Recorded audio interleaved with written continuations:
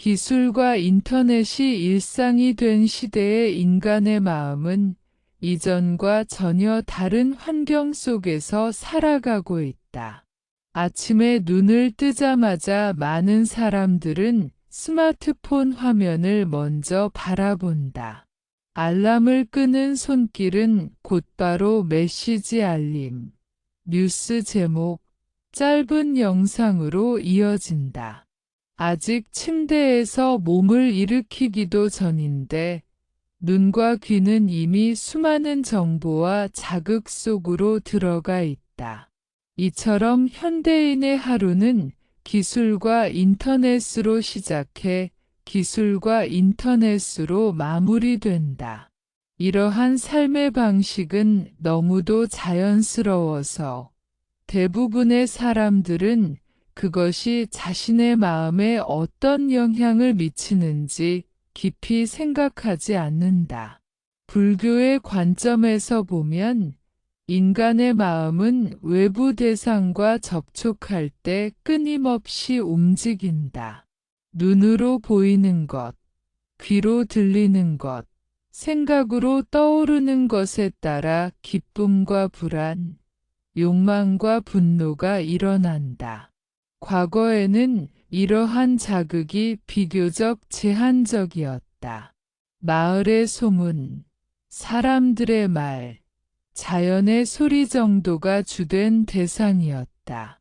그러나 지금은 손바닥 안의 작은 화면 하나로 전 세계의 사건, 타인의 삶, 자극적인 이미지와 소리가 끊임없이 밀려든다. 마음이 쉴 틈이 거의 없어졌다.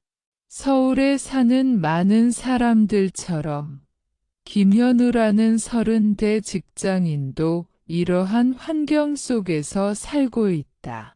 그는 특별히 기술에 집착하는 사람도 아니고 그렇다고 디지털을 거부하는 사람도 아니다. 다만 회사에서 일을 하기 위해 사람들과 소통하기 위해 정보를 얻기 위해 스마트폰과 인터넷을 사용한다. 문제는 그 사용이 언제부터인지 그의 의식적인 선택이 아니라 습관이 되었다는 점이다. 출근길 지하철에서 그는 멍하니 영상을 넘겨보고 자극적인 제목의 뉴스를 읽고 다른 사람들의 삶을 훔쳐본다. 그 순간 그는 아무런 의도를 세우지 않는다. 그저 눈앞에 나타난 것을 보고 귀에 들리는 것을 듣는다. 불교에서는 이러한 상태를 무명에 가깝다고 설명한다. 무명은 모른다는 뜻이지만 단순히 지식이 없다는 의미가 아니다. 지금 자신의 마음에서 무엇이 일어나고 있는지를 알아차리지 못하는 상태를 말한다. 기술과 인터넷이 일상이 된 시대의 무명은 매우 세련된 모습으로 나타난다. 사람들은 정보를 많이 알고 있고 세상 돌아가는 일에도 바쁘다. 그러나 정작 자신의 마음이 어떻게 흔들리고 있는지는 모른다. 화면을 보며 웃다가 갑자기 우울해지고 이유 없이 불안해지는 일이 반복된다. 기술 자체는 잘못이 없다. 불교는 세상을 떠나 숲속으로만 들어가야 한다고 말하지 않는다. 문제는 기술을 사용하는 순간 우리의 마음이 어디에 머무르고 있는가이다. 스마트폰 화면을 바라볼 때 눈은 화면에 있지만 마음은 비교와 판단, 기대와 실망 속을 떠돌고 있는 경우가 많다. 남의 성공을 보며 자신을 깎아내리고 자극적인 소식을 들으며 분노를 키운다. 이 모든 과정이 매우 빠르게, 거의 자동으로 일어난다. 인터넷 환경은 특히 속도가 빠르다. 생각이 일어나기도 전에 다음 영상, 다음 소식이 이어진다. 마음이 반응할 틈조차 없이 자극은 계속 공급된다. 불교에서는 마음이 대상과 접촉할 때 그 사이에 잠시 머무를 수 있는 공간이 중요하다고 본다. 그 짧은 공간에서 알아차림이 일어나면 번뇌로 끌려가지 않을 수 있다. 그러나 기술은 그 공간을 점점 줄여간다. 멈춤 없이 이어지는 콘텐츠는 마음이 스스로를 돌아볼 기회를 빼앗는다. 김현우는 어느 날 퇴근 후 집에 돌아와 이유 없이 지쳐 있다는 것을 느낀다. 몸은 크게 피곤하지 않은데 마음이 무겁다. 하루 종일 사람과 부딪힌 것도 아니고 특별히 힘든 일을 한 것도 아니다. 그러나 머릿속은 온갖 이미지와 소리, 문장으로 가득 차 있다. 뉴스에서 본 사고 소식, SNS에서 본 타인의 행복한 모습, 댓글 속에 날 선말들이 뒤섞여 있다. 그는 그것들이 자신의 마음에 쌓이고 있다는 사실을 인식하지 못한 채 하루를 보냈다.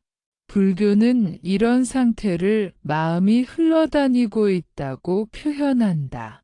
중심 없이 이 대상 저 대상으로 끌려다니는 상태다. 기술과 인터넷은 이 흐름을 더욱 가속화한다. 이전에는 마음이 흘러도 자연의 리듬 속에서 어느 정도 멈출 수 있었다. 밤이 되면 어둠이 내려오고 소리가 줄어들었다.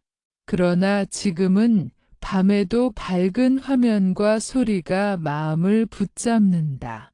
눈을 감아도 낮에 본 장면들이 떠오른다. 이 시대의 수행은 현실을 떠나는 것이 아니라 이 환경 속에서 깨어있는 법을 배우는 것이다. 기술과 인터넷이 사라지지 않는다면 그 안에서 마음을 지키는 길을 찾아야 한다. 불교는 언제나 시대의 변화 속에서 인간의 고통을 바라보았다. 지금 시대의 고통은 지나친 정보와 자극 속에서 길을 잃은 마음에서 비롯된다. 그래서 기술과 인터넷이 일상이 된 이 시대는 오히려 불교적 알아차림이 더욱 절실한 시대라고 할 수 있다. 사람들은 종종 말한다. 세상이 너무 빠르다고, 머리가 쉴 틈이 없다고. 그러나 불교는 세상의 속도를 바꾸라고 말하지 않는다. 대신 그 속도 속에서 자신의 마음을 바라보라고 한다. 화면을 보는 눈, 소리를 듣는 귀, 그리고 그때 일어나는 감정을 알아차리는 것이 수행의 시작이다.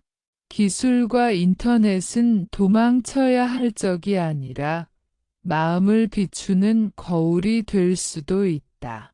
그것을 어떻게 사용하는가에 따라 번뇌의 원인이 되기도 하고 깨달음의 계기가 되기도 한다.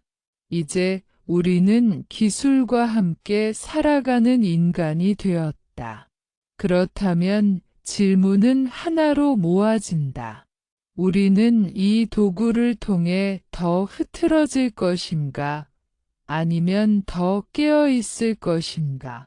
불교의 가르침은 그 선택이 언제나 지금 이 순간, 보고 듣는 바로 그 자리에서 이루어진다고 말한다. 불교는 기술과 문명을 대할 때 찬성도 반대도 하지 않는다. 불교의 기본적인 시선은 언제나 인간의 마음에 머문다. 어떤 것이 좋은가 나쁜가를 먼저 따지기보다 그것을 사용하는 순간 마음이 어떻게 움직이는지를 본다. 기술 역시 마찬가지다. 스마트폰, 인터넷, 인공지능 같은 것들은 스스로 선하거나 악하지 않다. 그것을 쥔 사람의 마음 상태와 방향에 따라 전혀 다른 결과를 만들어낸다. 칼이 요리를 하면 사람을 살리고 분노 속에서 휘둘러지면 사람을 해치듯이 기술도 그 자체로 판단의 대상이 되지 않는다. 부처님이 살던 시대에도 새로운 도구와 변화는 늘 존재했다. 농기구의 발전은 생산을 늘렸고 교통의 발달은 사람들의 이동을 빠르게 했다. 불교는 그런 변화 앞에서 인간이 더 편해졌는지 아니면 더 괴로워졌는지를 질문했다. 중요한 것은 외형의 발전이 아니라 마음의 자유였다. 기술이 인간을 돕는 도구로 쓰일 때는 지혜가 되지만 마음을 휘두르는 주인이 될 때는 족쇄가 된다. 서울에서 작은 IT 회사를 운영하는 이정훈이라는 중년 남성이 있다. 그는 기술의 힘을 믿는 사람이었다. 효율과 속도, 자동화를 통해 사람들의 삶이 더 나아질 수 있다고 생각했다. 실제로 그의 회사는 많은 사람들에게 편리한 서비스를 제공했고, 그는 자부심을 느꼈다. 그러나 어느 순간부터 그는 자신의 삶이 점점 메말라 가고 있다는 것을 느끼기 시작했다. 하루 종일 모니터를 보고 데이터를 분석하고 밤에는 스마트폰으로 업무 메시지를 확인했다. 기술은 그에게 성공을 안겨주었지만 동시에 쉼을 빼앗아 갔다. 불교적으로 보면 이정훈의 문제는 기술 그 자체가 아니었다. 문제는 기술을 사용하는 그의 마음이 늘 긴장과 집착 속에 있었다는 점이다. 더 빨리, 더 많이, 더 정확하게 해야 한다는 생각이 그의 마음을 몰아붙였다. 그는 기술을 도구로 사용하고 있다고 생각했지만 사실은 기술이 만들어낸 속도와 경쟁의 흐름에 마음이 끌려가고 있었다. 불교에서는 이를 집착이라고 부른다. 어떤 대상이든 마음이 그것에 매달리면 괴로움이 생긴다. 불교는 세상을 떠나 기술을 버리라고 가르치지 않는다. 오히려 세상 한가운데서 마음을 어떻게 쓰는지가 수행의 핵심이다. 부처님은 왕궁을 떠났지만 그것은 왕궁이 나쁘기 때문이 아니라 집착을 내려놓기 위함이었다. 같은 맥락에서 현대인이 기술을 사용하면서도 집착하지 않는 길을 찾는 것이 중요하다. 기술을 쓰되 거기에 마음을 빼앗기지 않는 것. 이것이 불교가 말하는 중도의 태도다. 인터넷은 특히 인간의 욕망을 빠르게 증폭시킨다. 비교하고 싶고, 인정받고 싶고, 뒤처지기 싫은 마음이 끊임없이 자극된다. 불교에서는 이러한 마음을 가래라고 한다. 더 보고 싶고, 더 알고 싶고, 더 자극을 원한다. 알고리즘은 이 가래를 정확히 포착해 끝없이 콘텐츠를 제공한다. 기술은 인간의 마음을 잘 이해하지만 그 이해가 반드시 인간을 자유롭게 하지는 않는다. 이정훈은 어느 날 회의 중에 문득 자신의 마음을 들여다보게 된다. 직원이 새로운 기술 트렌드를 설명하고 있었지만 그의 머릿속은 이미 다음 프로젝트, 다음 경쟁사, 다음 목표로 달려가고 있었다. 그 순간 그는 지금 이 자리에 없다는 것을 깨닫는다. 몸은 회의실에 있지만 마음은 미래의 불안과 계산 속에 빠져 있었다. 불교에서 말하는 현재에 머물지 못하는 상태였다. 기술은 미래를 예측하고 관리하는 데 탁월하다. 그러나 인간의 마음까지 미래로 끌고 가면 현재의 삶은 공허해진다. 불교는 늘 지금 이 순간을 강조한다. 지금 보고 있는 것, 지금 듣고 있는 것, 지금 느끼는 마음을 놓치지 않는 것이 지혜의 시작이다. 기술이 이 순간을 돕는다면 그것은 좋은 도구가 된다. 예를 들어 명상 앱이나 마음챙김 콘텐츠처럼 마음을 돌아보게 한다면 공덕이 된다. 그러나 대부분의 경우 기술은 주의를 분산시키는 방향으로 사용된다. 여러 창을 동시에 띄우고 알림에 즉각 반응하며 마음이 쉴 틈 없이 움직인다. 불교는 이런 상태를 산란한 마음이라고 부른다. 산란한 마음은 쉽게 피로해지고 작은 자극에도 크게 흔들린다. 그래서 기술을 사용하는 태도가 중요하다. 얼마나 오래 사용하는가 보다 어떤 마음으로 사용하는가가 더 중요하다. 이정훈은 이후 작은 실험을 시작한다. 업무상 꼭 필요한 기술은 그대로 사용하되 불필요한 확인과 자동적인 반응을 줄여보기로 한다. 메시지가 와도 즉시 열지 않고 회의 중에는 화면을 닫고 사람의 얼굴을 바라본다. 처음에는 불안했다. 놓치는 것이 있을까 두려웠다. 그러나 시간이 지나자 마음이 조금씩 가벼워졌다. 기술을 통제하려 하기보다 자신의 반응을 바라보는 연습이 시작된 것이다. 불교가 기술을 바라보는 핵심은 명확하다. 기술은 인간의 마음을 시험하는 장이다. 편리함 속에서 탐욕이 자라고 연결 속에서 외로움이 깊어지기도 한다. 그러나 동시에 기술은 알아차림을 키울 수 있는 계기도 된다. 얼마나 쉽게 마음이 끌려가는지, 얼마나 자주 비교하는지, 얼마나 빨리 분노하는지를 그대로 보여주기 때문이다. 결국 불교는 기술을 통해 우리에게 묻는다. 지금 이 도구를 쓰는 순간 당신의 마음은 어디에 있는가? 이 질문에 정직하게 답할 수 있을 때 기술은 더 이상 두려운 존재가 아니다. 그것은 깨달음으로 가는 또 하나의 길 위에 놓인 인연이 된다. 불교에서 말하는 육구는 인간이 세상을 인식하는 6개의 문과 같다. 눈으로 보는 것, 귀로 듣는 것, 코로 맡는 냄새, 혀로 느끼는 맛, 몸으로 느끼는 촉감, 그리고 생각으로 떠올리는 법이 그것이다.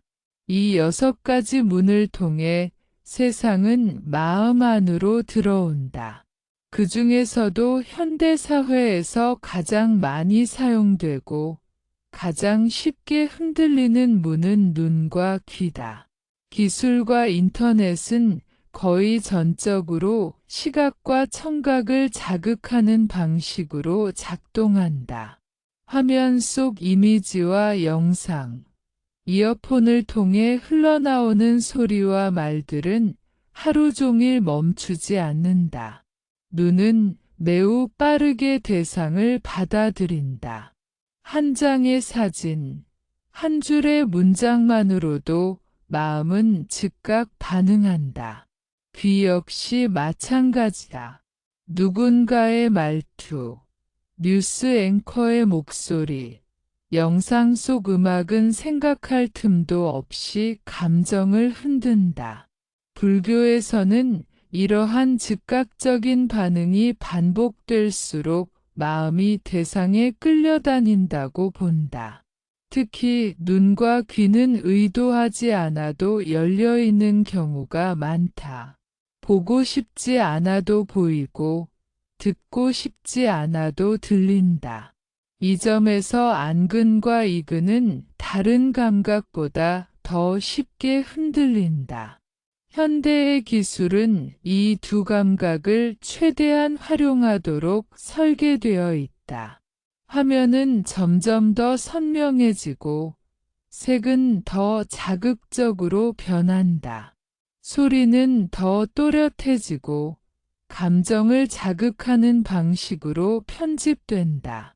이는 기술의 발전이지만 동시에 인간 마음의 약점을 정확히 겨냥한 결과이기도 하다. 불교에서는 마음이 자극을 좋아한다고 말한다. 평온함보다 자극에 더 쉽게 끌리는 성향이 있기 때문이다. 부산에 사는 김서연이라는 20대 여성은 하루 대부분을 화면과 함께 보낸다. 대학을 졸업하고 취업 준비를 하면서 정보와 소통의 창구는 거의 전부 스마트폰이다. 그녀는 특별히 중독이라고 느끼지 않는다. 다만 잠깐 쉬는 동안 영상을 보고 음악을 들으며 뉴스를 훑는다. 문제는 그 과정에서 자신의 마음이 어떻게 변하는지를 거의 느끼지 못한다는 점이다. 눈으로 보는 것은 많지만 마음으로 보고 있다는 감각은 없다. 불교에서는 안근이 대상과 접촉할 때 그 사이에서 식이 일어난다고 설명한다. 보는 순간 인식이 생기고 그 인식 위에 좋다 싫다의 판단이 얹힌다. 기술 환경에서는 이 과정이 너무 빠르게 진행된다. 김서연은 SNS에서 타인의 일상을 본다. 여행 사진, 성공 이야기, 웃는 굴얼. 그 장면을 보는 순간 그녀의 마음에는 설명하기 어려운 감정이 스친다. 부러움, 초조함, 자신에 대한 실망. 그러나 그녀는 그것을 느끼기도 전에 다음 화면으로 넘어간다. 귀도 마찬가지다. 김서연은 하루 종일 이어폰을 끼고 있다. 음악, 팟캐스트, 영상 소리. 귀는 쉬지 않고 열려 있다.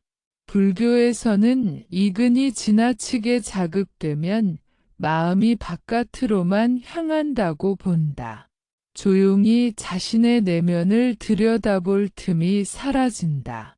침묵이 불안해지고 소리가 없으면 허전해진다. 그래서 혼자 있어도 늘 무언가를 듣는다. 안근과 이근이 흔들리면 마음은 자연스럽게 밖으로 쏠린다. 불교에서는 이를 산일심이라고 표현한다. 한 곳에 머물지 못하고 흩어지는 마음이다. 기술과 인터넷은 이 산일심을 정상적인 상태처럼 만들었다. 여러 화면을 동시에 보고 여러 소리를 동시에 듣는 것이 능력처럼 여겨진다. 그러나 마음은 그렇게 작동하도록 만들어지지 않았다.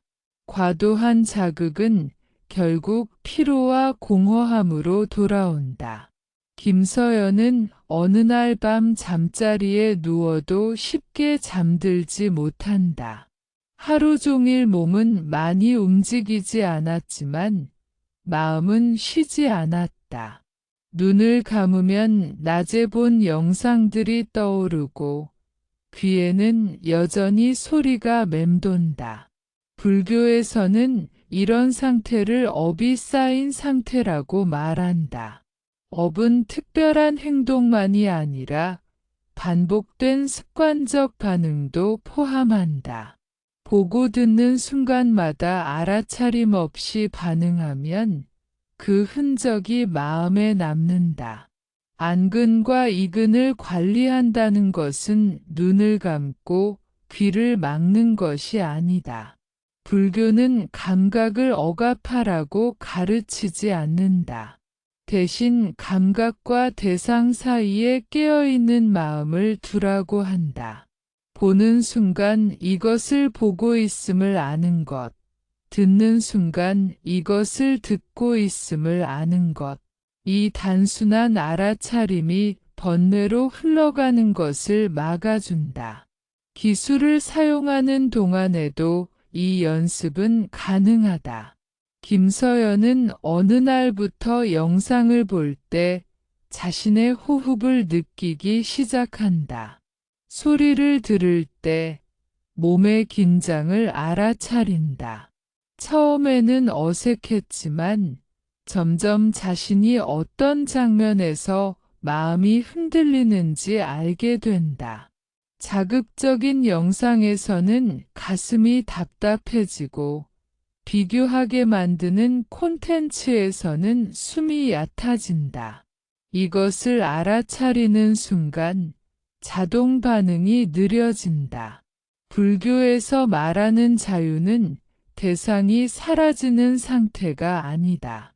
대상이 있어도 끌려가지 않는 상태다. 안근과 이근이 열려 있어도 마음이 그 뒤를 따라 달려가지 않는 것. 기술과 인터넷이 가득한 시대의 이 가르침은 더욱 현실적이다. 눈과 귀를 완전히 통제할 수 없다면 그 안에서 마음을 지키는 법을 배워야 한다. 결국 안근과 이근이 흔들리는 이유는 약해서가 아니라 너무 많이 사용되기 때문이다. 쉬지 않고 쓰이면 어떤 도구도 마모된다. 마음도 마찬가지다. 불교는 이 사실을 오래전부터 알고 있었다. 그래서 보는 것과 듣는 것을 가볍게 여기지 말라고 가르친다. 그것이 쌓여 마음의 방향을 만들기 때문이다. 기술의 시대의 이 가르침은 단순한 철학이 아니라 삶을 지탱하는 실제적인 지혜가 된다. 서울에 사는 직장인 김민수는 특별한 사람은 아니다. 대기업도 아니고 작은 회사도 아닌 중견 기업에서 일하며 월요일부터 금요일까지 정해진 시간에 출근하고 퇴근한다. 그의 하루는 많은 한국 직장인들과 크게 다르지 않다. 다만 그의 하루를 자세히 들여다보면 기술과 인터넷이 얼마나 깊숙이 스며들어 있는지를 분명히 볼 수 있다. 그리고 그 속에서 안근과 이근이 어떻게 쉬지 않고 움직이며 마음을 이끌고 다니는지도 자연스럽게 드러난다. 아침 6시 반, 알람 소리가 울린다. 김민수는 눈을 뜨자마자 스마트폰을 집어든다. 아직 몸은 침대에 누워 있지만 눈은 이미 화면을 향한다. 알람을 끄는 손길은 곧바로 알림창으로 이어진다. 밤새 쌓인 메시지, 뉴스 속보, 쇼핑 앱의 알림이 한꺼번에 눈에 들어온다. 그는 특별히 깊이 읽지 않는다. 그저 제목만 훑는다. 이때 그의 안근은 이미 빠르게 움직이고 있지만 마음은 그 움직임을 전혀 알아차리지 못한다. 뉴스 제목 하나가 그의 시선을 붙잡는다. 경제가 어렵다는 이야기, 누군가의 범죄 소식, 연예인의 논란. 그중 몇 개는 불쾌한 감정을 남긴다. 그러나 그는 그 감정을 느끼기도 전에 다음 화면으로 넘긴다. 귀에서는 아직 알람의 여운이 남아있고 머릿속에서는 오늘 해야 할 업무가 스쳐 지나간다. 하루의 시작부터 안근과 이근은 분주하지만 김민수의 마음은 이미 약간의 긴장과 피로를 안고 출발한다. 출근 준비를 하며 그는 유튜브 영상을 틀어놓는다. 밥을 먹는 동안에도 옷을 입는 동안에도 화면은 켜져 있다. 그는 내용을 집중해서 듣지 않는다. 그저 소리가 흐르도록 둔다. 불교적으로 보면 이 순간 이근은 쉼없이 자극을 받고 있다. 침묵 속에서 자신의 상태를 느낄 기회는 사라진다. 조용함은 어색하고 소리가 있어야 마음이 안정된다고 느끼는 상태가 이미 습관이 되었다. 지하철에 탄 김민수는 자리에 앉자마자 다시 스마트폰을 꺼낸다. 주변 사람들도 모두 같은 자세다. 고개를 숙이고 화면을 바라본다. 서로의 얼굴을 보는 사람은 거의 없다. 김민수는 짧은 영상들을 넘기며 웃다가 어떤 장면에서는 얼굴을 찌푸린다. 그때마다 마음은 미세하게 반응하지만 그는 그 반응을 붙잡지 않는다. 안근은 끊임없이 새로운 자극을 받아들이고 마음은 그것에 끌려다닌다. 회사에 도착해 컴퓨터를 켜면 또 다른 화면의 세계가 열린다. 이메일, 메신저, 업무 프로그램. 눈은 하루 종일 모니터를 향한다.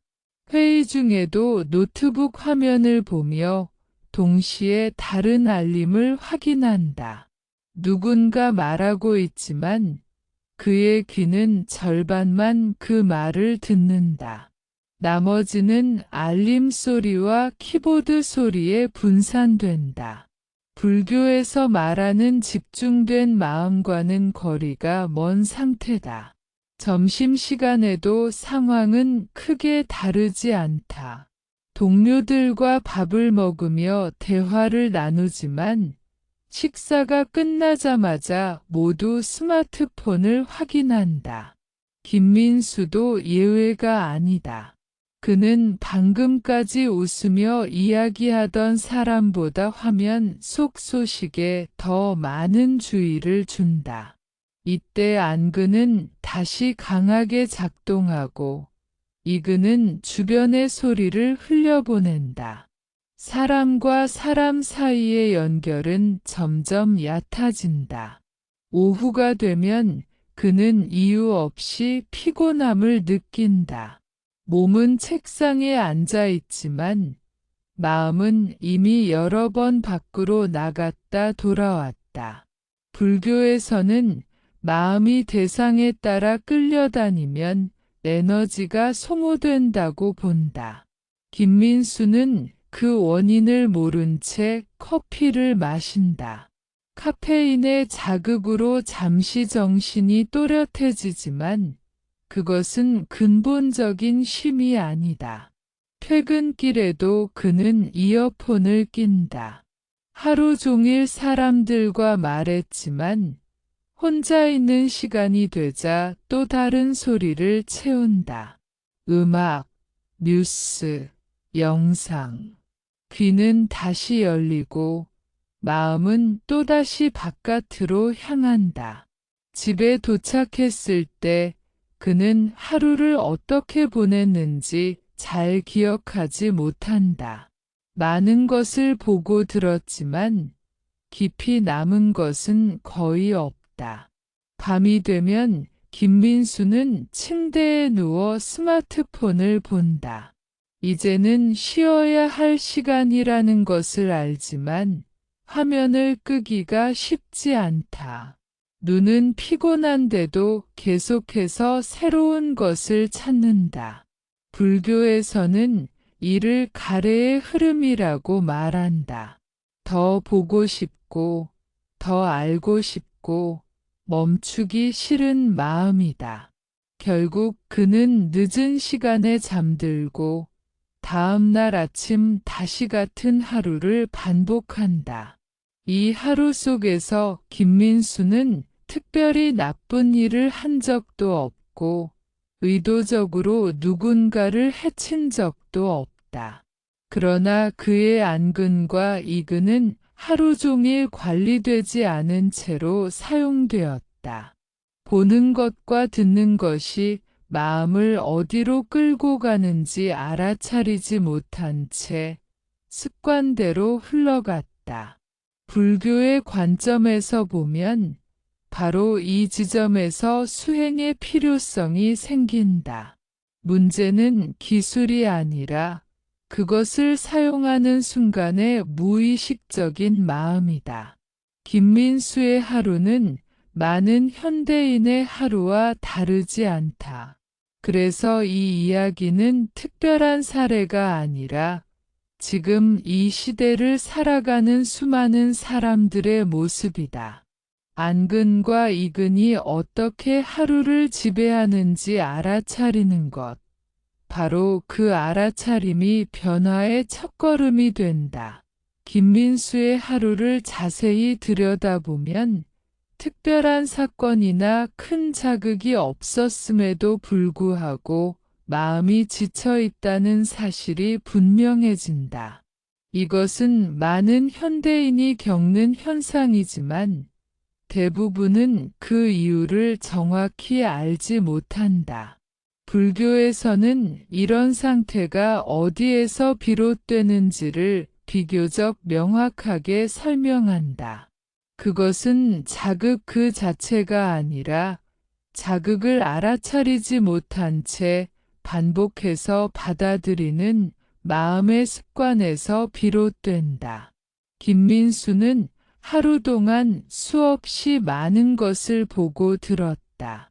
그러나 그는 그것을 보고 듣고 있다는 사실을 거의 의식하지 않았다. 뉴스의 부정적인 소식, 타인의 성공적인 모습, 자극적인 영상과 소리들은 그의 마음속에 그대로 흔적을 남겼다. 불교에서는 이를 심상에 남는 업이라고 표현한다. 어떤 행동이나 말뿐만 아니라 반복된 인식과 반응 또한 마음의 씨앗처럼 남아 이후의 감정과 생각을 만들어낸다. 안근과 이근이 자극을 받을 때 그 순간 마음이 깨어 있다면 자극은 그 자리에서 사라진다. 보았다는 사실, 들었다는 사실을 분명히 알고 지나가면 마음에 깊은 흔적을 남기지 않는다. 그러나 알아차림이 없을 때 자극은 그대로 마음속으로 스며든다. 김민수는 하루 종일 자동으로 반응했다. 눈은 움직였고 귀는 열려 있었지만 마음은 그 흐름을 전혀 관리하지 않았다. 이렇게 쌓인 자극은 즉각적인 고통으로 드러나지 않는다. 오히려 서서히, 은근하게 마음의 상태를 바꾼다. 김민수는 이유 없이 짜증이 나거나 집중이 잘 되지 않거나 자신감이 떨어지는 순간들을 경험한다. 그는 그것을 단순한 피로라고 생각하지만 불교적으로 보면 이것은 마음이 과부하 상태에 들어간 것이다. 너무 많은 정보와 감정이 처리되지 않은 채 쌓여 있다. 특히 비교심은 안근과 이근을 통해 가장 쉽게 자란다. 김민수는 SNS에서 타인의 성과를 보고 뉴스에서 성공한 사람들의 이야기를 듣는다. 그는 의식적으로 자신과 비교하지 않으려 하지만 마음은 이미 반응하고 있다. 불교에서는 이런 비교심이 아집과 연결된다고 본다. 나라는 생각이 중심에 있을수록 타인의 모습은 곧 나를 평가하는 기준이 된다. 그 결과 만족은 줄어들고 불만은 늘어난다. 분노 역시 마찬가지다. 김민수는 댓글 속의 공격적인 말, 뉴스 속의 부당한 사건들을 반복해서 접한다. 그때마다 마음속에는 작은 분노가 생긴다. 그러나 그는 그것을 제대로 느끼지도 흘려보내지도 못한 채 다음 자극으로 넘어간다. 이렇게 쌓인 분노는 어느 순간 엉뚱한 상황에서 튀어나온다. 사소한 일에 과하게 화를 내거나 이유 없이 타인에게 날카롭게 반응한다. 불안 또한 중요한 결과다. 안근과 이근을 통해 들어오는 정보의 상당수는 미래에 대한 걱정을 자극한다. 경제 상황, 사회 문제, 경쟁 이야기들은 마음을 끊임없이 앞당긴다. 김민수의 마음은 현재에 머무르지 못하고 늘 조금 앞선 불안 속에 있다. 불교에서는 이를 망상이라고 부른다. 아직 오지 않은 일을 미리 그려내며 괴로워하는 상태다. 이 모든 결과의 공통점은 하나다. 자극을 받을 때 마음이 깨어있지 않았다는 것이다. 불교는 고통의 원인을 외부 대상에서 찾지 않는다. 같은 것을 보아도 같은 말을 들어도 괴로워하지 않는 사람이 있다. 차이는 오직 마음의 태도에 있다. 김민수는 자신이 무엇을 보고 듣는지 선택하지 않았고 그 결과 마음의 방향 또한 선택하지 못했다. 어느 날 김민수는 퇴근 후 집에 앉아 멍하니 시간을 보낸다. 특별히 할 일이 없는데도 불안하고 쉬고 싶은데도 마음이 편하지 않다. 그는 문득 하루 동안 자신이 얼마나 많은 화면을 보았는지 떠올린다. 그제서야 마음속에 남아있는 잔상들이 느껴진다. 불교에서 말하는 관찰이 아주 미약하게 시작되는 순간이다. 불교는 이런 깨달음을 소중하게 여긴다. 나는 괜찮은데 왜 이렇게 피곤하지라는 질문에서 내가 무엇을 받아들이고 있었는지를 돌아보는 방향으로 마음이 전환되기 때문이다. 김민수는 처음으로 깨닫는다. 자신의 피로는 업무량 때문만이 아니라 하루 종일 무방비 상태로 열려있던 눈과 귀 때문이라는 사실을. 자극을 알아차리지 못할 때 생기는 마음의 결과는 단순히 피곤함으로 끝나지 않는다. 그것은 삶의 방향까지 바꿀 수 있다. 만족하지 못하는 마음은 더 많은 자극을 찾고 그 자극은 다시 마음을 흩뜨린다. 이 악순환 속에서 사람들은 점점 현재의 삶에서 멀어진다. 불교에서는 이를 윤회의 축소판처럼 설명하기도 한다. 같은 패턴이 반복되며 벗어나지 못하는 상태다. 그러나 이 구조를 이해하는 순간 변화의 가능성도 함께 열린다. 자극이 문제가 아니라 알아차림 없는 수용이 문제라는 것을 알게 되면 해결책은 생각보다 단순해진다. 모든 것을 끊을 필요도 없고 기술을 버릴 필요도 없다.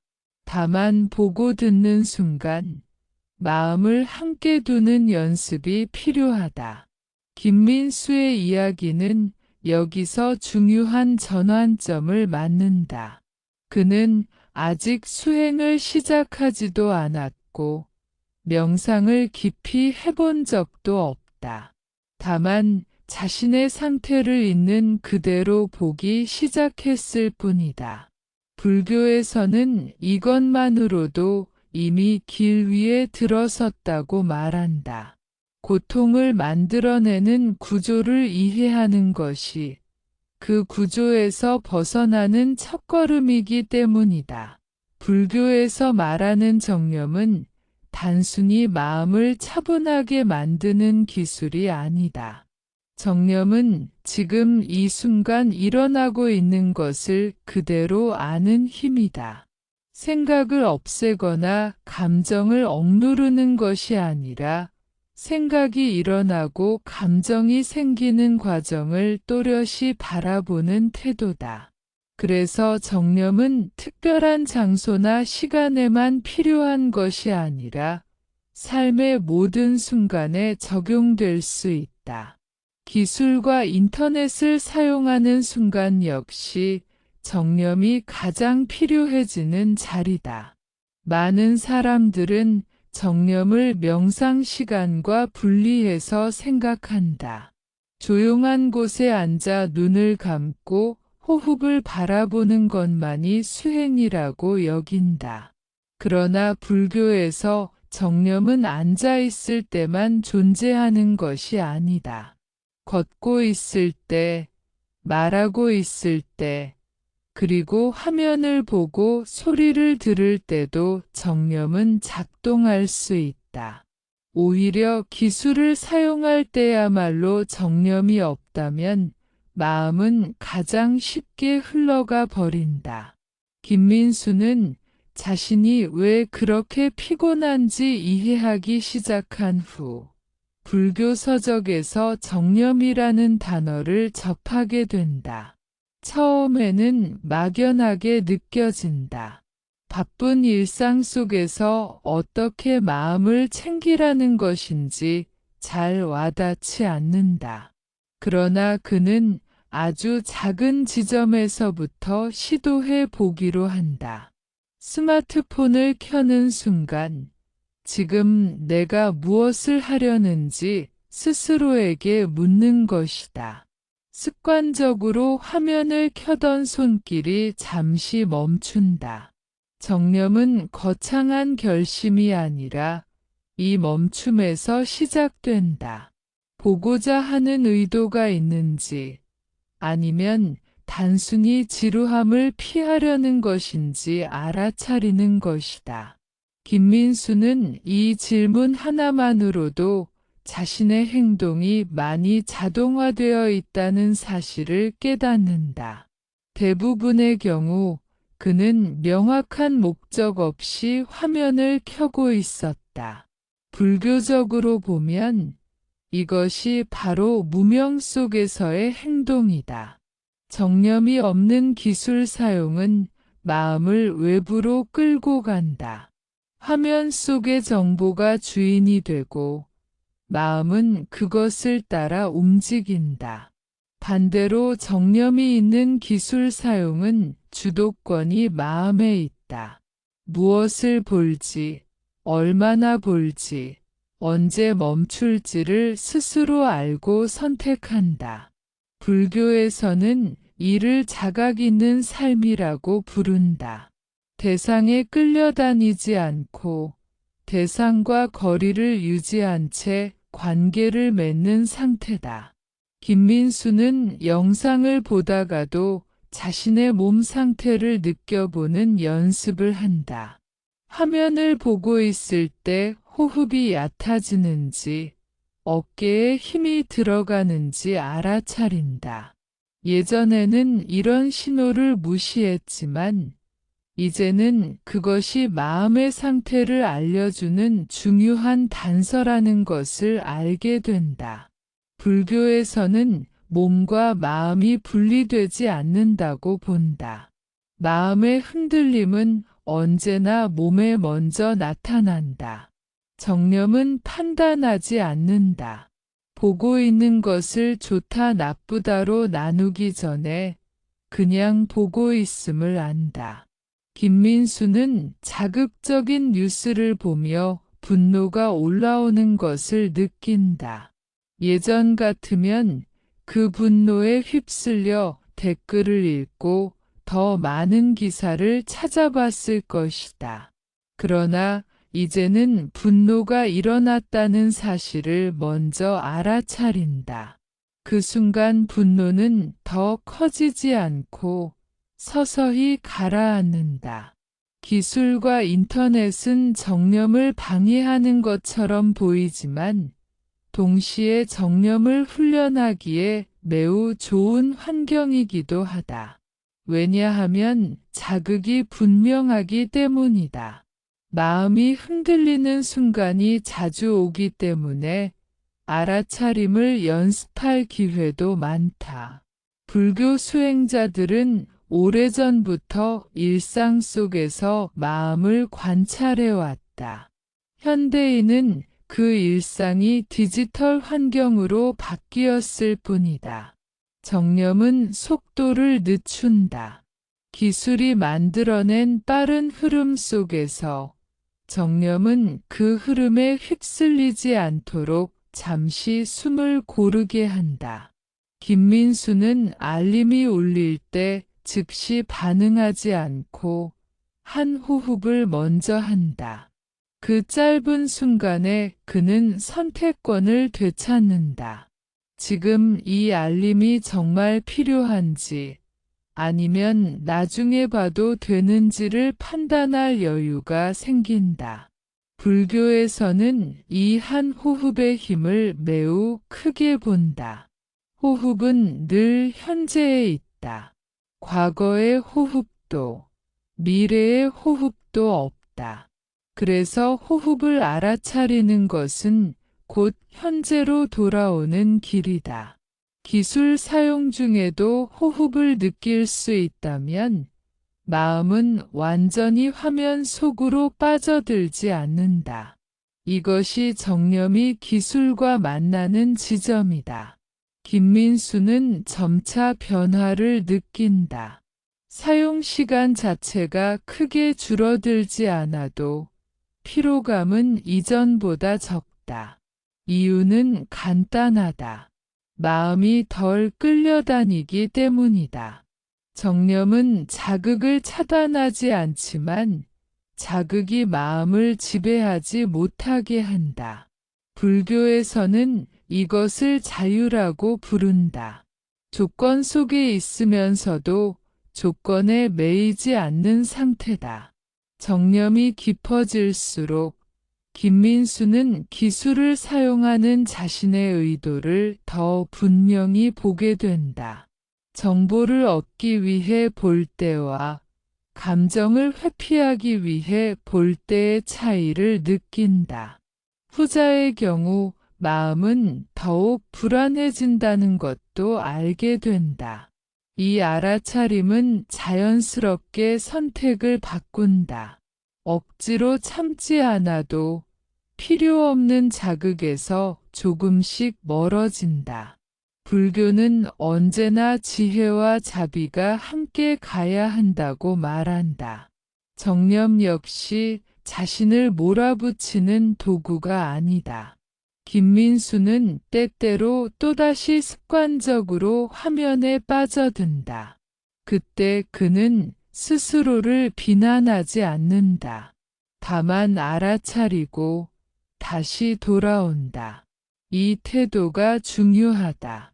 정념은 완벽함이 아니라 반복해서 돌아오는 연습이기 때문이다. 기술과 인터넷은 앞으로도 계속 발전할 것이다.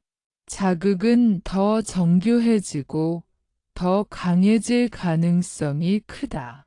그렇기에 정념은 선택이 아니라 필수가 된다. 마음을 지키지 않으면 마음은 쉽게 빼앗긴다. 불교는 이 사실을 오래전부터 알고 있었다. 그래서 어떤 시대, 어떤 환경에서도 마음을 살피는 법을 가르쳐 왔다. 정념은 기술을 적으로 만들지 않는다. 오히려 기술을 통해 자신의 마음을 더 깊이 이해하게 한다. 김민수는 이제 스마트폰을 들 때마다 그것이 수행의 한 장면이 될 수 있다는 것을 안다. 보는 순간, 듣는 순간, 반응이 일어나는 바로 그 자리에서 깨어있는 것. 이것이 불교가 말하는 정념이며 기술의 시대에 더욱 빛을 발하는 지혜다. 대학생 박지은은 스스로를 평범하다고 생각한다.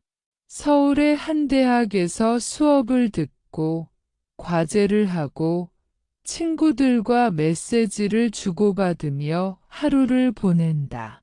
그녀의 삶에서 스마트폰과 SNS는 공기처럼 자연스러운 존재다. 눈을 뜨면 가장 먼저 확인하는 것도, 잠들기 전 마지막으로 보는 것도 대부분 SNS 화면이다. 그녀는 그것이 문제라고 생각해 본 적이 없다. 모두가 그렇게 살고 있기 때문이다. 박지은이 SNS를 사용하는 이유는 분명하다. 친구들과 소식을 나누고 정보를 얻고 심심함을 달래기 위해서다.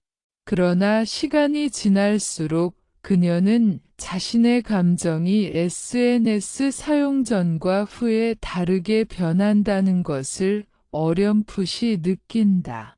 어떤 날은 기분이 좋아졌다가 어떤 날은 이유 없이 우울해진다. 그 차이를 만들어내는 것이 무엇인지 그녀는 정확히 알지 못한다.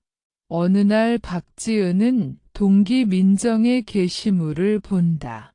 해외여행 중 찍은 사진과 함께 밝은 웃음이 담긴 글이다.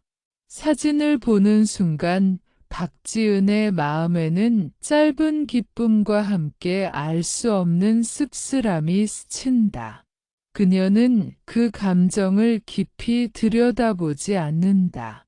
그저 다음 게시물로 넘긴다.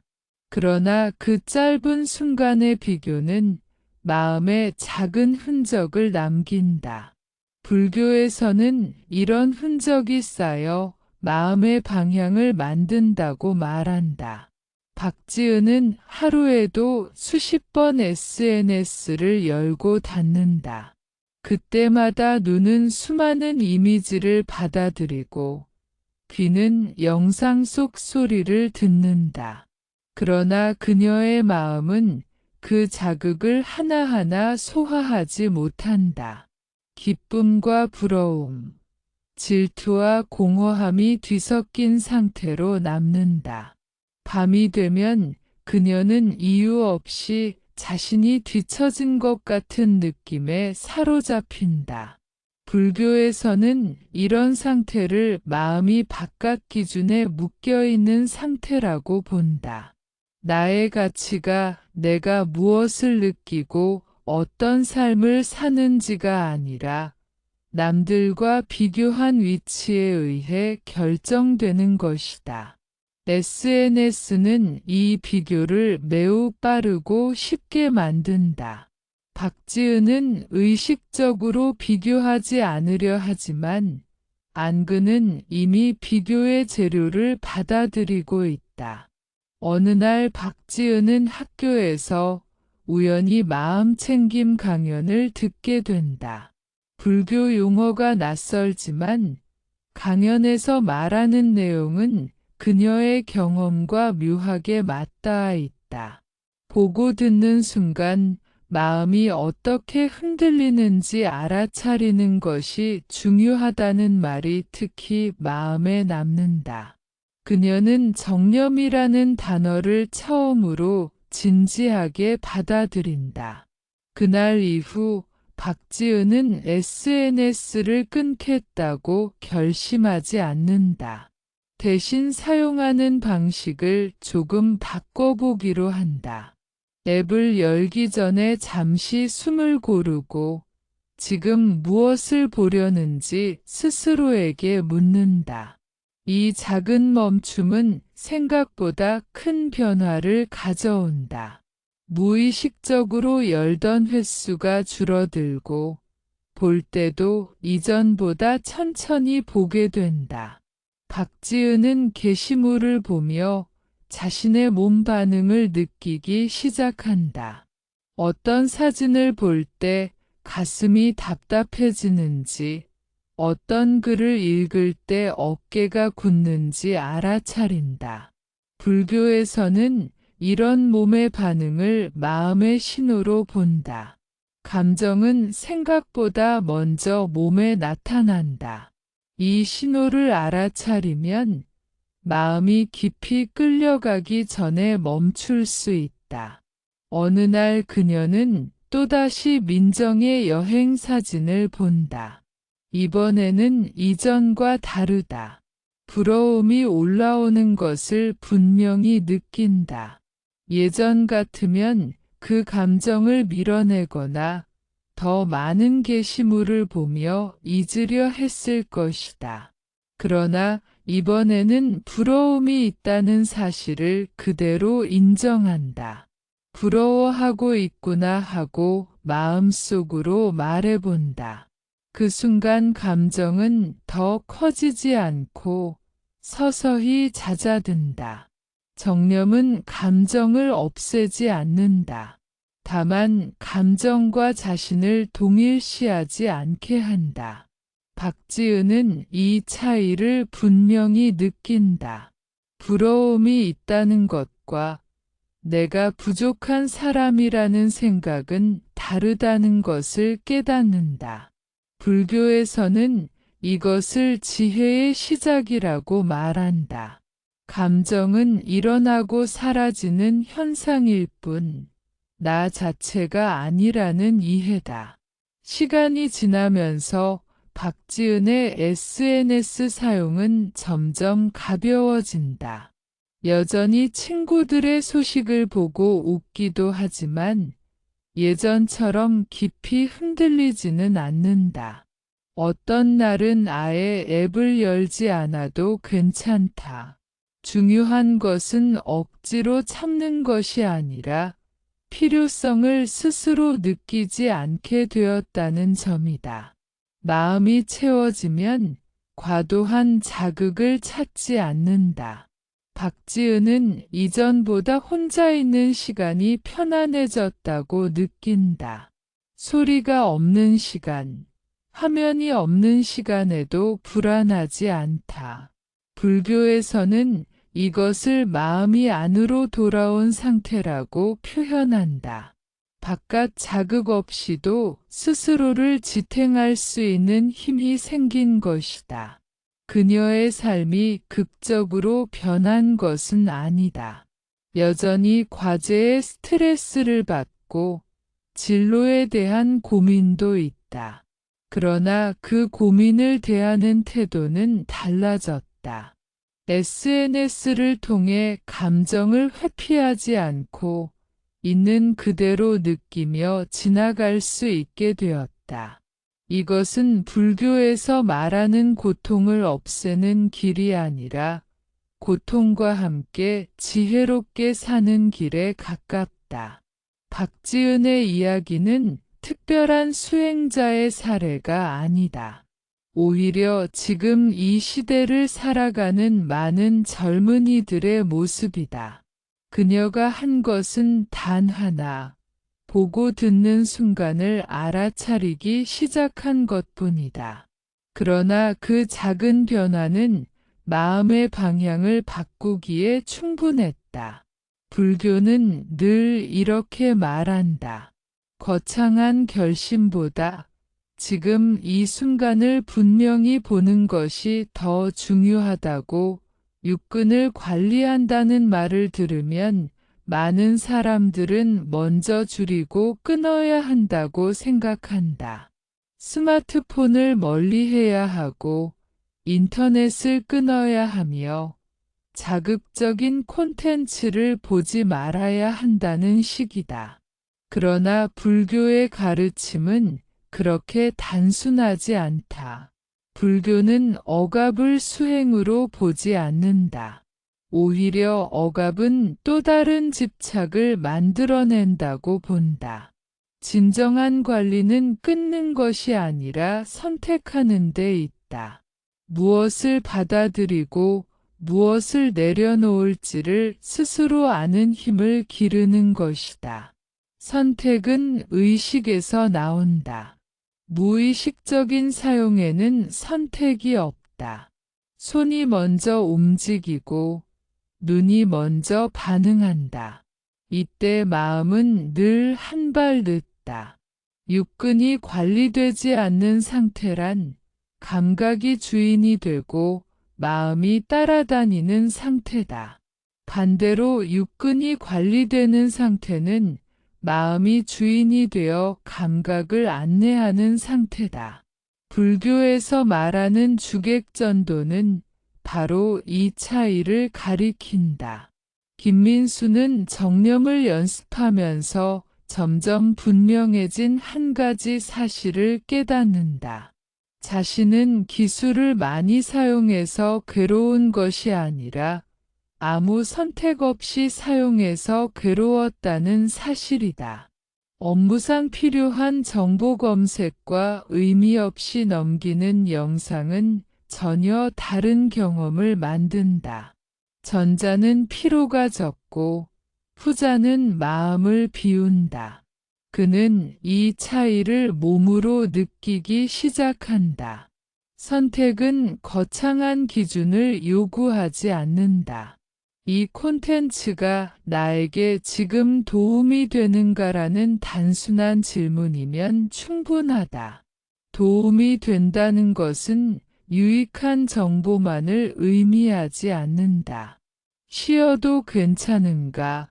웃어도 괜찮은가? 마음이 더 가벼워지는가를 포함한다. 불교에서는 이를 이익과 손해가 아니라 괴로움의 증감으로 판단한다. 보고 난 뒤 괴로움이 늘어났는지 줄어들었는지를 살피는 것이다. 박지은 역시 비슷한 변화를 겪는다. 그녀는 SNS를 완전히 끊지 않았다. 대신 자신을 자주 흔드는 계정과 콘텐츠를 조용히 지나친다.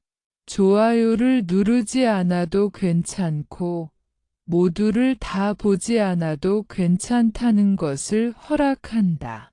이 허락은 외부를 향한 것이 아니라 자신을 향한 것이다.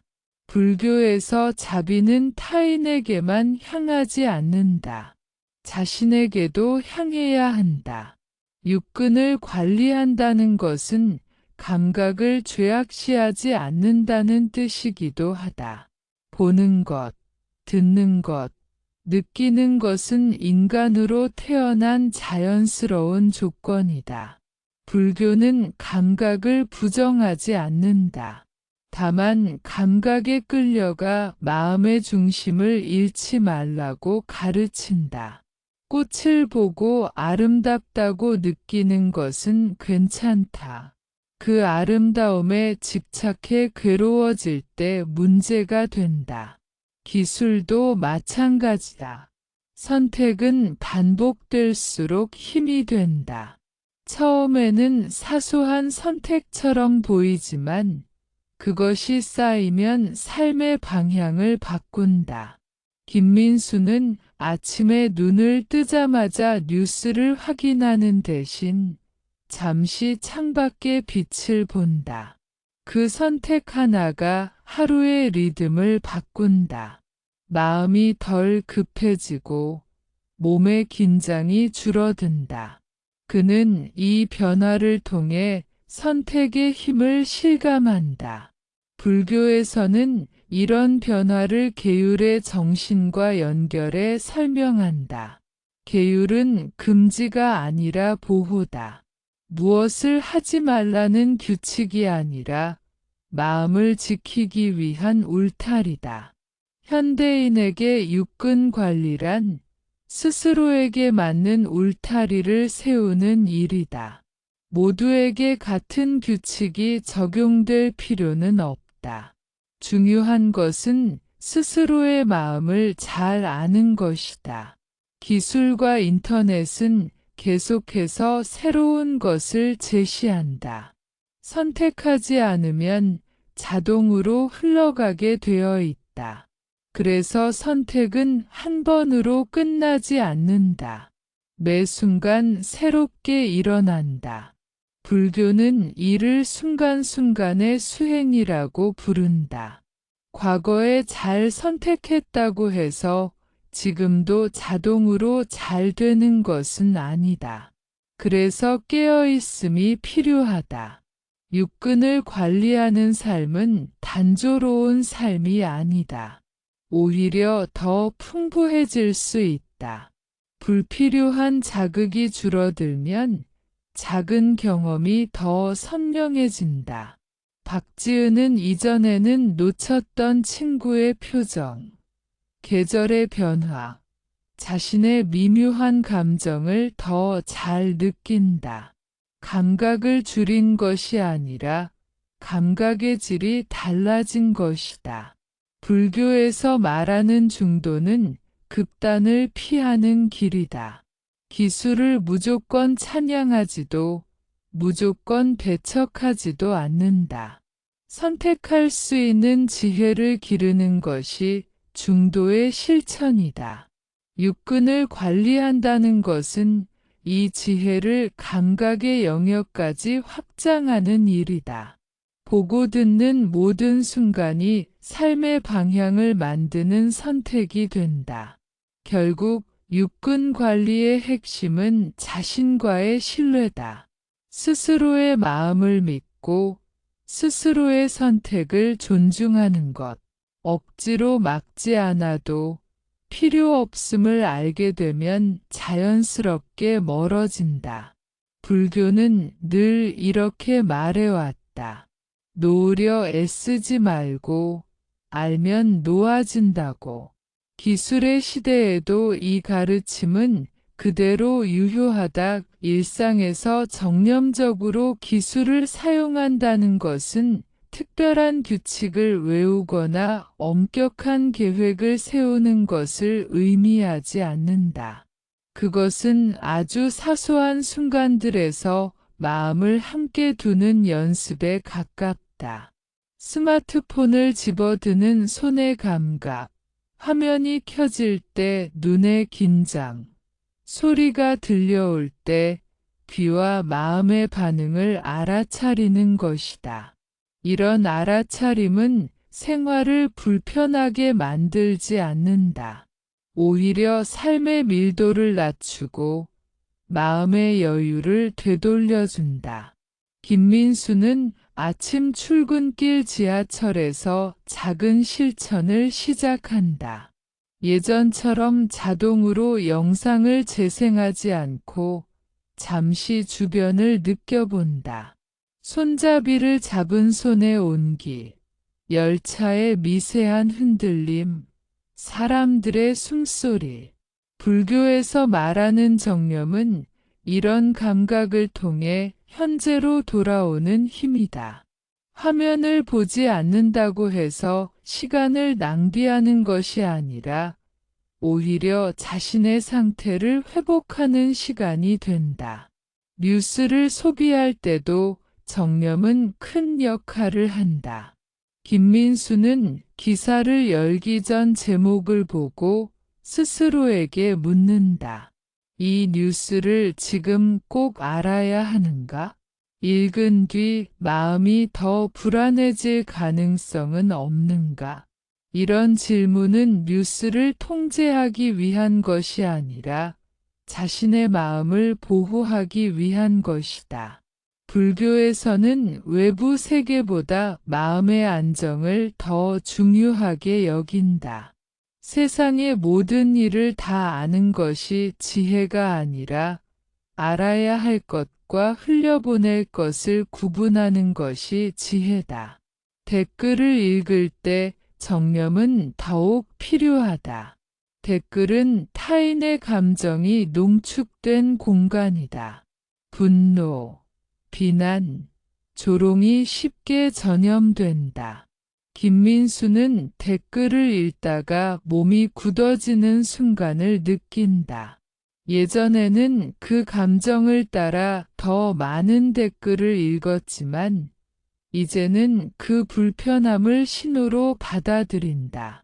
아, 지금 마음이 흔들리고 있구나 하고 알아차리는 순간 그는 화면을 닫는다. 이것이 도망이 아니라 선택이라는 것을 그는 안다. 박지은은 음악을 들을 때도 정념을 적용한다. 예전에는 소리를 배경으로만 사용했다. 조용함을 피하기 위한 도구였다. 그러나 이제는 한 곡을 들을 때도 몸의 반응을 느낀다. 음악이 마음을 진정시키는지 아니면 감정을 더 자극하는지 알아차린다.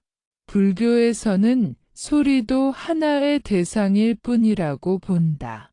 소리가 나쁘거나 좋은 것이 아니라 그 소리에 마음이 어떻게 반응하는지가 중요하다. 영상 시청 역시 마찬가지다. 박지은은 영상을 보다가 자동 재생이 시작되면 잠시 멈춘다. 지금 이 다음 영상을 정말 보고 싶은지 스스로에게 묻는다. 이 질문은 단 몇 초밖에 걸리지 않지만 그 몇 초가 습관의 흐름을 끊는다. 불교에서 말하는 찰나에 깨어있음이 바로 이런 순간이다. 업무 중 기술 사용에서도 정념은 도움이 된다. 김민수는 여러 창을 동시에 띄우는 대신 한 가지 일에 집중해 보기로 한다. 알림을 잠시 꺼두고 현재 하고 있는 작업에 마음을 둔다. 처음에는 불안하지만 시간이 지나자 오히려 효율이 올라간다. 마음이 흩어지지 않으니 피로도 줄어든다. 불교에서 말하는 집중은 억지로 붙잡는 것이 아니라 흩어질 이유를 줄이는 데서 시작된다. 정념적인 기술 사용은 완벽함을 요구하지 않는다. 어떤 날은 다시 예전처럼 빠져들기도 한다. 중요한 것은 그 사실을 알아차리는 것이다.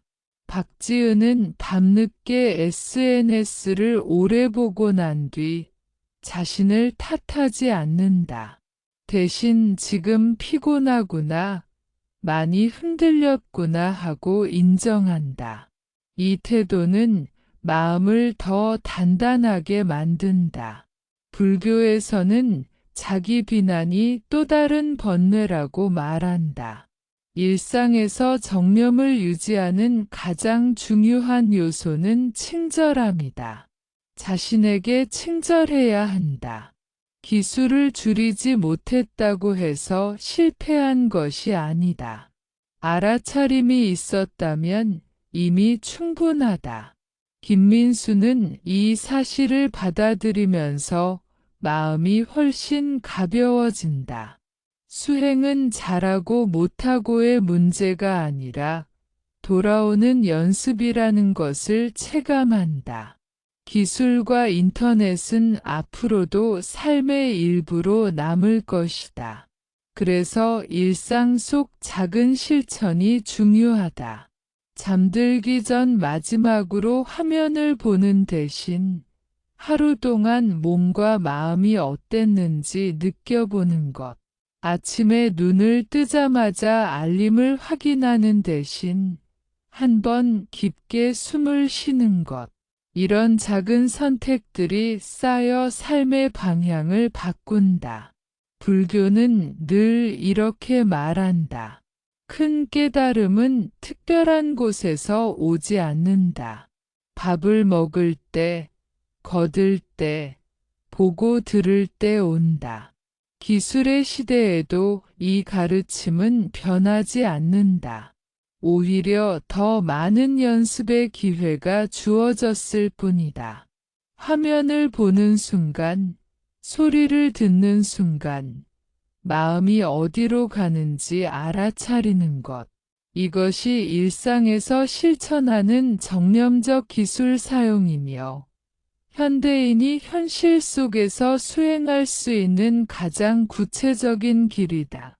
기술과 인터넷을 대하는 불교적 태도의 마지막은 결국 삶 전체를 바라보는 시선으로 돌아온다. 기술은 단순한 도구이지만 마음이 얽히면 삶의 주인이 되기도 한다. 그래서 불교는 기술을 버리라고 말하지 않는다. 다만 기술을 사용하는 마음을 보라고 한다. 이 차이는 매우 크다. 기술을 없애는 것은 외형의 변화지만 마음을 보는 것은 삶의 방향을 바꾸는 일이다. 이정훈은 은퇴를 앞둔 중년의 회사원이다. 그는 젊은 시절부터 컴퓨터와 함께 일해왔고 스마트폰이 등장한 이후에는 하루 종일 화면과 함께 살아왔다. 은퇴를 준비하며 가장 두려운 것은 시간이 많아지는 것이었다. 아무것도 하지 않는 공백을 견디기 어려울 것 같았다. 그래서 그는 더 많은 콘텐츠를 찾기 시작했다. 강의 영상, 주식 정보, 뉴스, 토론 프로그램까지 쉼없이 소비했다. 그러나 이상하게도 마음은 더 공허해졌다. 어느 날 이정훈은 절에 들렀다. 특별한 이유는 없었다. 그냥 조용한 곳이 필요했을 뿐이다. 그곳에서 그는 스님과 짧은 대화를 나누었다. 스님은 기술에 대해 나쁘게 말하지 않았다. 대신 이렇게 말했다. 시간이 많아질수록 무엇으로 채우느냐보다 어떤 마음으로 머무느냐가 중요합니다. 이 말은 이정훈의 마음에 오래 남았다. 그는 집으로 돌아와 스마트폰을 내려놓고 잠시 앉아 있었다. 처음에는 불안했다. 손이 허전했고 머릿속이 시끄러웠다. 그러나 그 불안함을 없애려고 하지 않고 그대로 바라보았다. 불교에서 말하는 관찰은 이런 태도다. 없애려 하지 않고 바꾸려 하지 않고 있는 그대로 보는 것. 몇 분이 지나자 불안은 서서히 다른 감정으로 변했다. 외로움, 허전함, 그리고 약한 슬픔이었다. 이정훈은 깨달았다. 그동안 기술로 채우고 있던 것은 시간이라기보다 감정이었다. 혼자 있는 감정, 쓸모없어질지 모른다는 두려움, 나이가 든다는 불안. 기술은 그것을 잠시 가려줄 뿐 해결해 주지는 않았다. 불교에서는 이런 상태를 치유하지 않은 번뇌라고 부른다. 기술은 번뇌를 숨길 수는 있지만 없애주지는 않는다. 젊은 세대인 최윤아는 다른 고민을 가지고 있다. 그는 항상 연결되어 있다는 느낌 속에서 살아간다. 메시지에 바로 답하지 않으면 불안하고 반응이 없으면 자신이 무시당하는 것 같았다. 그래서 항상 온라인 상태를 유지했다. 그러나 그만큼 쉽게 지쳤다. 사람들과 연결되어 있지만 깊이 연결되어 있다는 느낌은 없었다. 최윤아는 명상을 배우면서 기술 사용에 대한 새로운 시각을 갖게 되었다. 스님은 그에게 연결되어 있음과 집착은 다르다고 말했다. 연결은 필요하지만 집착은 마음을 소모시킨다. 메시지를 바로 확인하지 않아도 관계는 사라지지 않는다. 이 말을 듣고 그는 작은 실험을 해보기로 했다. 답장을 일부러 늦추는 것이 아니라 자신의 상태를 먼저 느껴본 뒤 답하는 것이다. 처음에는 불편했지만 점차 마음이 달라졌다. 상대의 말에 더 집중하게 되었고 자신의 말도 더 진솔해졌다. 불교에서 말하는 바른 말은 타이밍과 마음 상태에서 나온다. 기술이 그 속도를 강요할 때 정념은 잠시 멈추게 해준다. 그 멈춤 속에서 관계의 질이 바뀐다. 기술을 통해 우리는 수많은 정보를 접한다. 그러나 정보가 많다고 지혜가 늘어나는 것은 아니다. 불교는 오래전부터 이 사실을 알고 있었다. 많이 아는 것보다 바르게 아는 것이 중요하다고 가르친다. 오늘날 이 가르침은 더욱 절실하다. 스크롤을 내리며 수백 개의 정보를 지나치지만 그중 얼마나 마음에 남는지는 돌아볼 필요가 있다. 정념적인 삶은 선택의 연속이다. 지금 이 정보를 받아들일 것인가, 흘려보낼 것인가, 이 자극에 반응할 것인가, 잠시 숨을 쉴 것인가. 이런 선택은 거창하지 않다. 아주 작고 사소하다. 그러나 그 사소함이 모여 삶의 방향을 만든다. 불교 수행이 일상에서 이루어진다는 말은 바로 이런 뜻이다. 기술의 시대의 수행자는 산속에만 있는 사람이 아니다. 지하철에서, 사무실에서, 침대 위에서 수행할 수 있다. 화면을 보는 눈, 소리를 듣는 귀, 생각을 따라가는 마음을 알아차리는 순간, 그곳이 수행의 자리다. 이 자리를 피하지 않고 살아가는 것이 현대의 수행이다. 결국 불교가 말하는 기술 사용의 핵심은 자유다. 기술에 얽매이지 않는 자유, 자극에 끌려가지 않는 자유, 스스로 선택할 수 있는 자유. 이 자유는 기술을 멀리한다고 생기지 않는다. 오히려 기술 한가운데에서 마음을 잃지 않을 때 생긴다. 삶은 점점 더 빠르게 변할 것이다. 새로운 기술은 계속 등장할 것이다. 그러나 눈으로 보고 귀로 듣고 마음으로 느끼는 구조는 변하지 않는다. 그래서 불교의 가르침은 여전히 유효하다. 기술이 아무리 발전해도 마음을 돌보는 책임은 각자에게 있다. 그 책임을 무겁게 느끼지 말고 따뜻하게 받아들이는 것이 중요하다. 오늘 하루 스마트폰을 쥐고 있는 손을 한번 느껴보는 것. 이어폰에서 흘러나오는 소리를 잠시 알아차리는 것. 화면을 끄고 숨을 쉬는 것. 이 작은 실천이 바로 불교가 말하는 길이다. 특별한 사람만 걷는 길이 아니라 지금 여기에서 누구나 걸을 수 있는 길이다. 그리고 그 길 위에서 기술은 더 이상 적이 아니라 깨어있음의 거울이 된다.